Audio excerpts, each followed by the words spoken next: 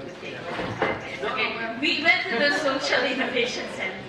Seoul Innovation Center, so we're looking at more on the interaction between government, the communities, and how they link up together. That's basically their model. So they have like 4 models: market formation, capacity building, the role of the intermediary, yeah. Finance, yeah, and something else, capacity building, and there's another one. Anyway, I forget. Anyway, and I think the learnings would actually elaborate on that. One of the key things that we learned is the strength of the bottom-up approach. No?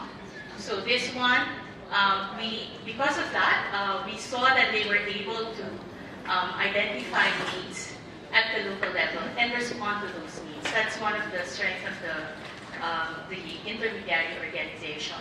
They were able to look for localized resources and strengthen that, strengthen their interventions through the use of localized resources,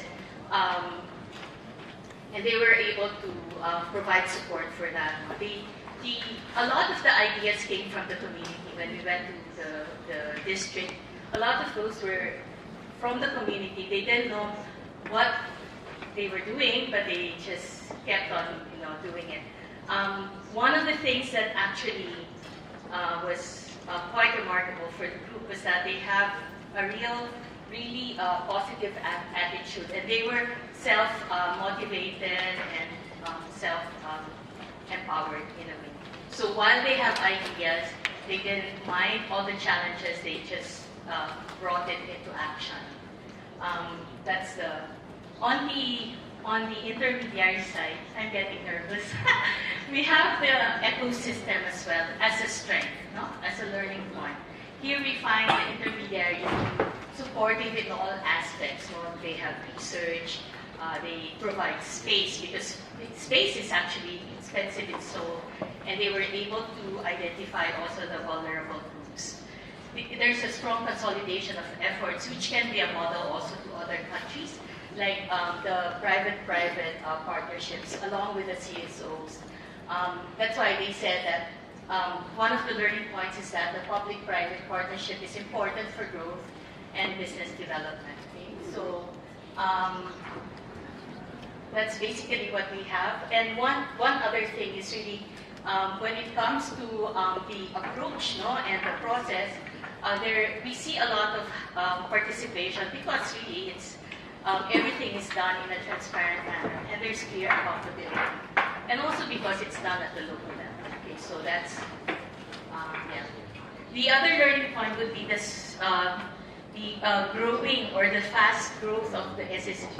So this is proof that this model that we saw in the district is actually working. So this is just an example of how they do it in other districts as well across Seoul. Hopefully, yeah. So we only saw.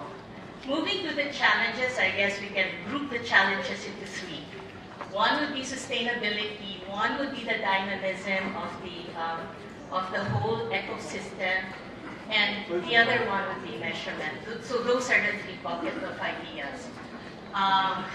Okay. When it comes to sustainability, a lot is still subsidized by the government. And we don't even see, they said, the participation of the private sector is still very small. So whether we want that or not, it's a big question mark to us. Some people would want it a little bit more funding from the private sector, but at the same time, we also want the organization, the intermediary organizations, and the SSEs to be more financially independent. So the question actually is, how will it go in the long term? So they've done like 3 to 5 years now. They're extending subsidies for the 7 years.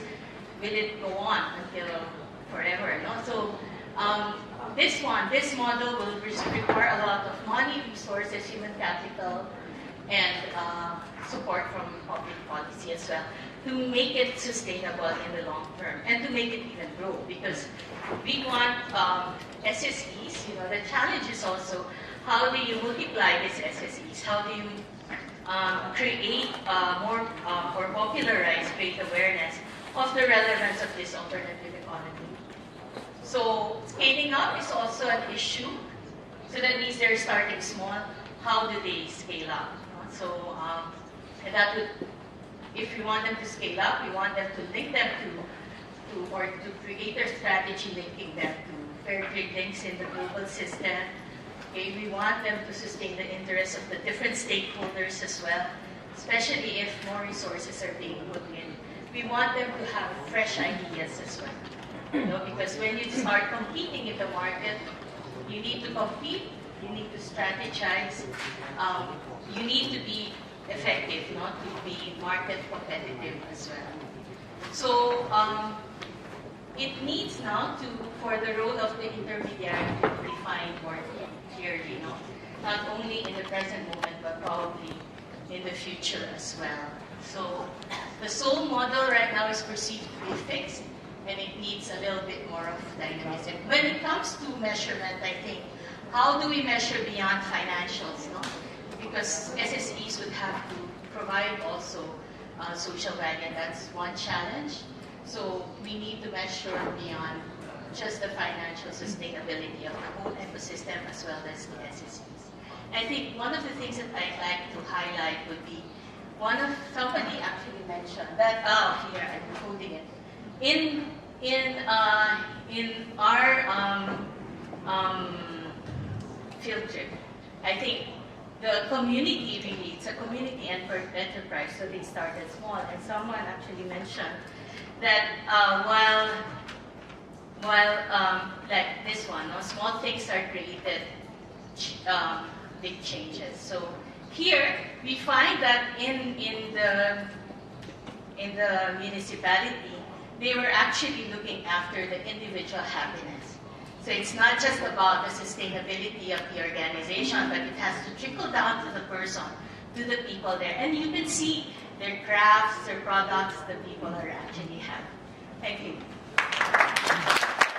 Real regeneration program. So both, one thing that came up in the group discussion was that both are regeneration programs. And regeneration programs are primarily in some way led by the state. State supported, state invested, and state, almost a framework. So in that sense, both these programs have some commonalities, being state-led and state-trained, with some level of participation by the community. Okay, the first place that we saw was about 300 families, elderly people living together.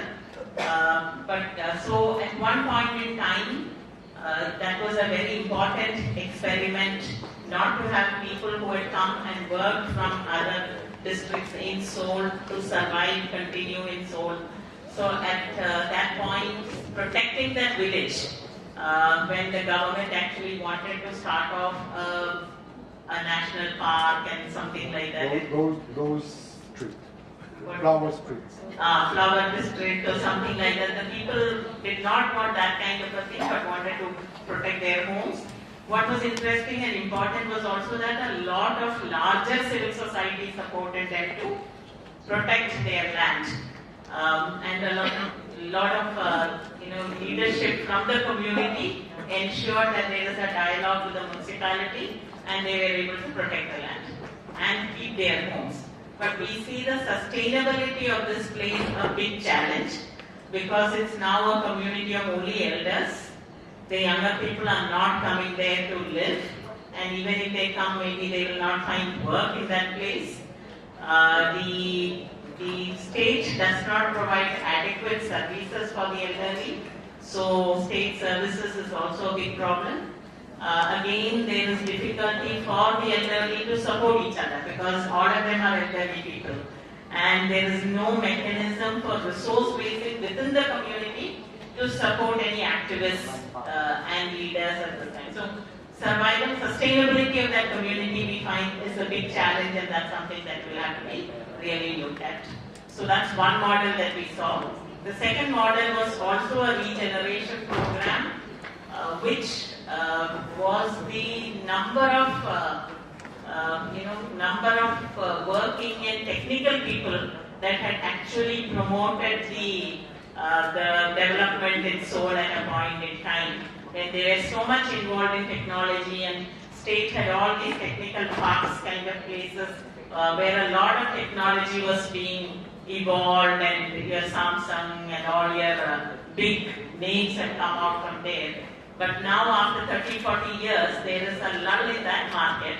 So the state is concerned about how do you keep the knowledge from that community and also evolve new knowledge into developing Korea. So there is a great state support that we could see. Actually, the state is so interested in supporting the whole process. So there's a lot of state support. What we also saw in that industrial place is a multi-dimensional approach. So towards social and solidarity economy, social enterprise. Social enterprise also highly respected, looked up, and so there was civil society, academia, corporate sector, and the government coming together to really promote young people to evolve their new technology. And very interesting technology. One thing that really struck us was they said these are problem solving to the community. That we have to develop things that will support the community and problem solving. But we are a little concerned about the old workers. We are not sure how exactly they have been reintegrated to the whole process. We are a little concerned also about the state framework, which at this point in time is looking at a social enterprise to survive in 1 year, which that support, financial support for 1 year will not help an enterprise to survive itself. So the civil society is coming in to fill the gap. But that again needs a larger framework to look at. We were also like, there was nice, there was also a lot of education about social enterprise that this unit was going out and talking to people, talking to schools, getting people to apply for the programs, having a screening program, going to different districts and thinking of what are people's needs in those districts. So in that sense, there was a lot of education also that was being done. But our concern is also the state framework, which is so progressive and supportive. If that is not really well worked out, then the people's base may not be adequate to fill the gap. So that was one big gap. I mean, I tried to cover the big things, but I would really request anybody who thinks a particular point has not come up, to really share if there is a particular point. That technology gentrification was one word we found. That so now that's happening, and so what's happening to the old technology is a question to be thought through. And also somewhere a little bit of whether there is adequate people-centeredness and adequate people participation. That was also one question. And we know it's challenging, it's not easy to work out these frameworks, but these were questions that also had come up with the mind. Anybody else in the group would like to? But it was really wonderful and a great learning experience to see the two programs. If you have one hello everybody. We were on the group of the social finance. As you see, it's very clear our perspective. One is the key learnings, and the second one here is the key challenges. And we did two visits, one in the morning, one in the afternoon, that are very different. First of all, in the morning was organizations who help to develop or to finance projects. And the afternoon, we saw one project as a workers' co-op. In the key learnings, is I summarize what is data that we come each by one. I can say what we see as a key learning is a commitment in the morning and in the afternoon. That think out of the box is possible and is good. So the innovation has to be any kind of or any type of projects. So as a key learnings, one of the key learnings we have is the customized monitoring systems to account for achievement of social objectives. So if we have a good customer systems, we can achieve social objectives, social goals. That and the innovation too. That's in the morning. One of the groups developed a different criteria for screening loan applicants. because when you are working with the disadvantaged people, it's very difficult sometimes to evaluate. So we need a different screen criteria. So that's what is one key learnings what we have. Other is, was still one more time in the morning, the government initiative, what was a social fund, social finance fund, was at the beginning financed very well by the government, but now is leading more to push and go to invite the private sector to participate in this project. The key learnings more in the afternoon is the importance of missions for successful transitions. For example, the workers co-op, what we visit, at the beginning there was a corporation in the stock market, but now it became as a workers co-op. So the importance of the mission was a part of the success in this transition. Innovative leadership for a successful transition is related one more time. So the mission and the leadership has to be together to arrive to do this transition to corporate to workers co-op. Mission, leadership, effective management. That was the key elements to one more time the transition between corporate to become a workers co-op. That's about how they organize, but the mandate or the way how is managed the organization. For example, the success of this co-op, cooperative workers co-op, is because they focus on the quality of the products that we're selling to the different constituents, different regions. And that's activity or this kind of project is well done here in Korea. For example, they have like they say 500, almost 600 branches restaurants. So it's quite big. But that's a project similar to in India. And the way they manage for the Sussex, there is a solidarity between the Happy Bridge, says them the management, and the affiliates, so the branches who they work. So they want to be very success factor in the competitive restaurant, because here in Korea, I think and everywhere, when you work in the restaurant sector, it's a very competitive, in some houses, it's very saturated. So for them to be very close to the affiliates, that's a good key learning for this success. The way how Happy Bridge manage the risk management, they do geographical.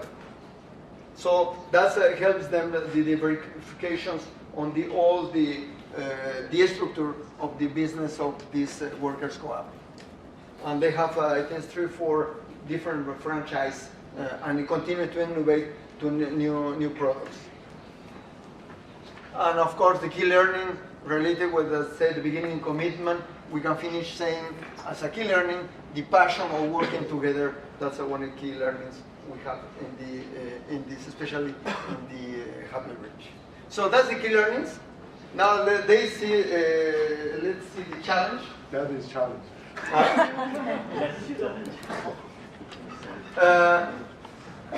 So the dynamic legal framework, I think that's what Dara say about helps and make you maybe limited the development of some activities. We find that especially in the morning a mixed match between the government initiative and the legal framework in the social finance, because the organizations can do something but cannot do other things, especially related to the interest rates that they could charge.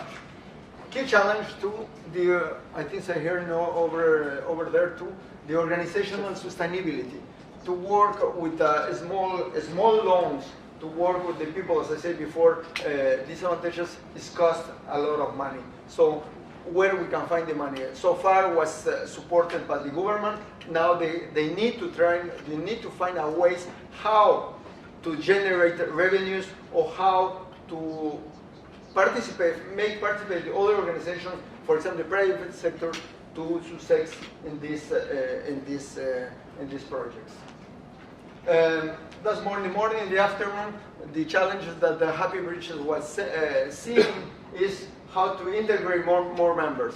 Even if they have almost 600 branches, they have almost close to 80-something members, 84 members. So that's the challenge, how we integrate more members. So they have a process, but they think as a challenge.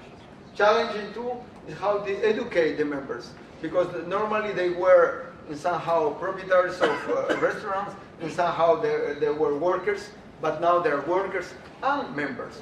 What's another way to see the business? I can string further. Stringent conditions imposed by the corporate houses regarding the fund utilization. Fund utilization. Can you explain that, please? Yeah, sure. Please. Actually, most of the funds in the morning where we visited, the funds were coming from corporate social responsibility projects, and nowadays they are themselves saying that now the corporate houses are imposing stringent conditions and they are monitoring, and sometimes they give guidelines that this amount of money you have to spend here and there. So that is one of the major challenges, because stringent conditions if it is being imposed, then you are not free to channelize the money the way you want in the society. So to conclude, related to the sustainability, as I said before, so how to find a new and innovative sources of funding for this project. So thank you very much. Thanks.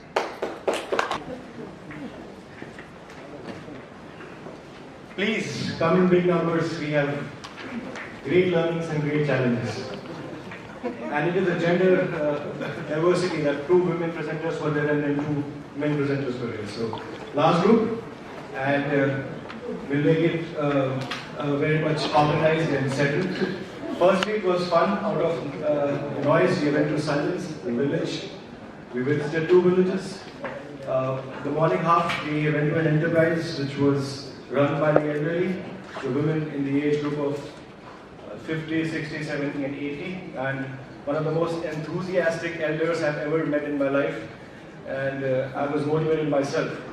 So the learnings, I think the first point is definitely, I think, has been talked about. The government support has been there, so there has been an understanding, a need which has been facilitated by the government that yes, it is required to make use of the elder assets that we have in the economy. The second point is unity is in power. So unity is power is, I think, self-explanatory, but there were a cohesiveness in terms of working together for that project. The third is transparency, equivalent to financial management, and I think that's a very important point, that people were putting in their money and there were trust, there was a lot of inclusiveness of everybody, and it was a cause which was worked together for the community.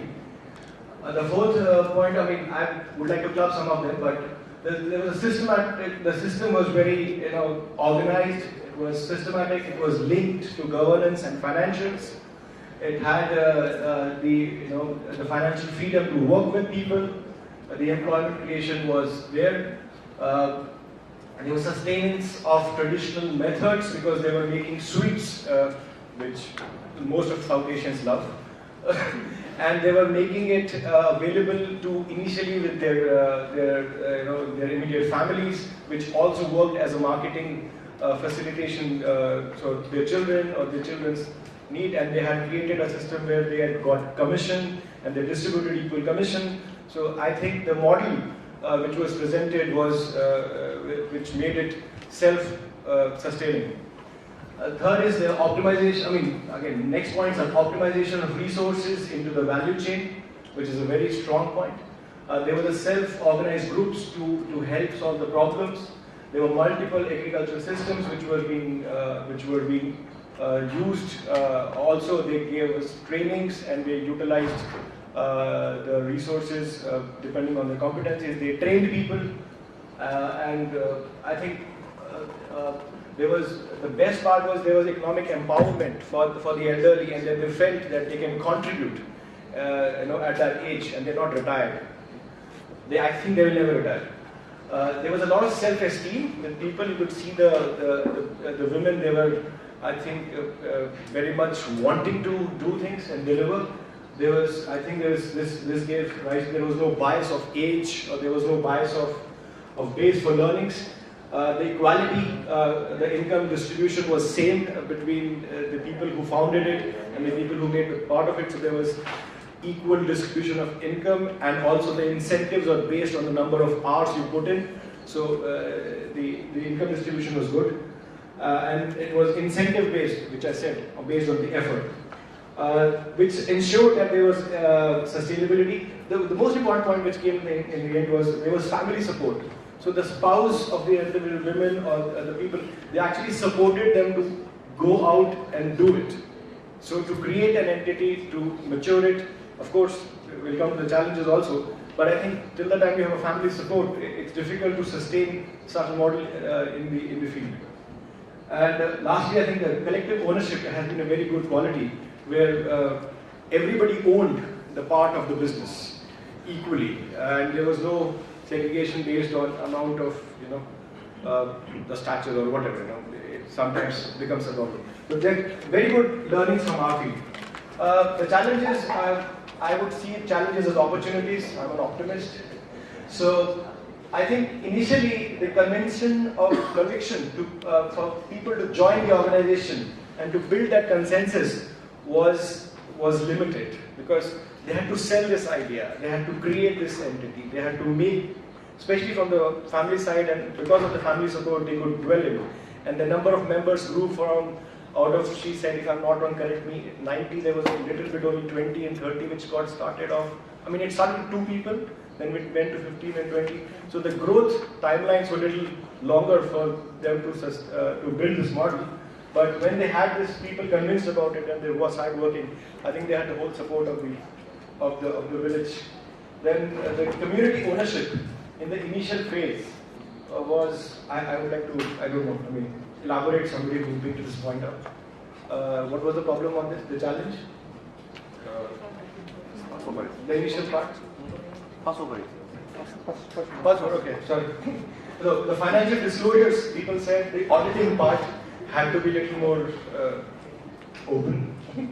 The economic inadequate values in terms of debt, long-standing, because a lot of support came from the government, and they were just evening out. They were not making profits into it. So the business model sustainability, I think, has been the common framework around all the 4 pillars. The initial investment to join the organization was 2 million won per head of the person. So I think there was a huge initial investment per person to join, and this actually was also a difficulty which was mentioned, that then the model became open, that anybody could join. So it was initially started for the elderly, and if I have 2 million won, so I can also go and join, and they might be marginalized in the future. Acquisition of land for agriculture, this was the second part. The second visit, most of the young youths were leading the organizations, and youth were brought into the village to actually work and make agriculture, fashionable. Or say, okay, they came back to the village. They did not do a marketing thing. They said, okay, anybody who wants to learn the ways of life of living in the village is most welcome and live. So the acquisition of land for agriculture was a problem initially, because it requires monetary. Money. The channels for scaling up also were a problem. The purpose definition, I think the reference was anybody could run it. The limited knowledge and too much trial and error in the initial phase of setting up these organizations was also a limitation, because they had to do it from zero. I think I would end it up with this, and the declining population in terms of number of women working in the initial phase. Now, because they also mentioned that loss of a spouse or loss of women, then they have to get this new women into the partnership further. But thank you so much, and we had fun. We had organic food, we had local syrup, we got great souvenirs, and we had rice field visit, so we loved it. Thank you.